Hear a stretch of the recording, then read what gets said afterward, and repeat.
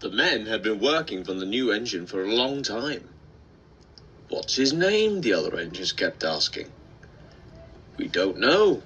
It's a secret," was always the reply. Everyone just called him Number 7.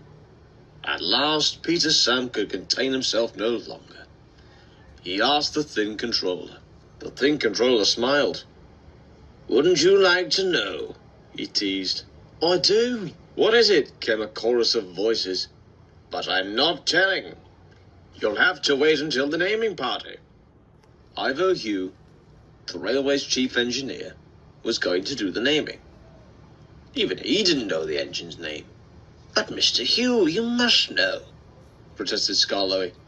"I'm afraid not," laughed Mr. Hugh. "The name won't be painted on until the last minute." "It must be a place, or a person," said Sir Handel. "To match us," he added. "I think it's a place," decided Rheneas. "But why is it a secret?"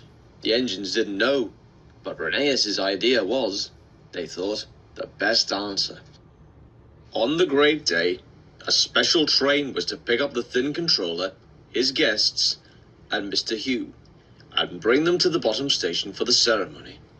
Skarloey, as the oldest engine, was going to pull it. The day was sunny. Kathy and Lizzie came early to the shed. First they cleaned Skarloey, and then they polished Peter Sam. Skarloey whistled cheerfully as he went up the line, and by then all the other engines looked as smart as he did.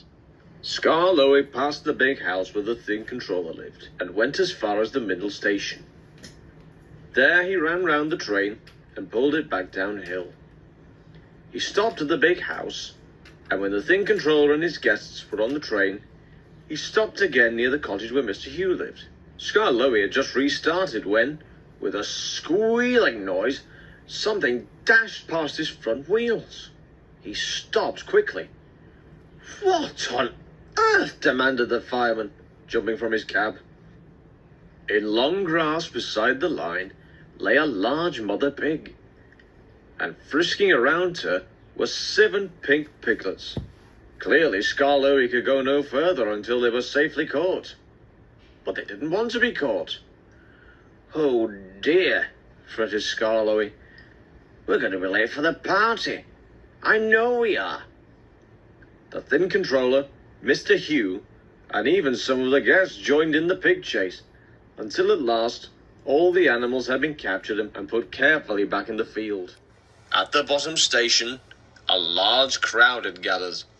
All the engines except Skarloey were there, and Number 7, with his name covered, simmered quietly. The minutes ticked slowly by. The manager looked at his watch. "Something must be wrong," Rheneas whispered to Duke. "Skarloey should be here by now." "Perhaps the Thin Controller wasn't ready," suggested Duncan, but was firmly hushed by the others. At last, they heard a whistle in the distance.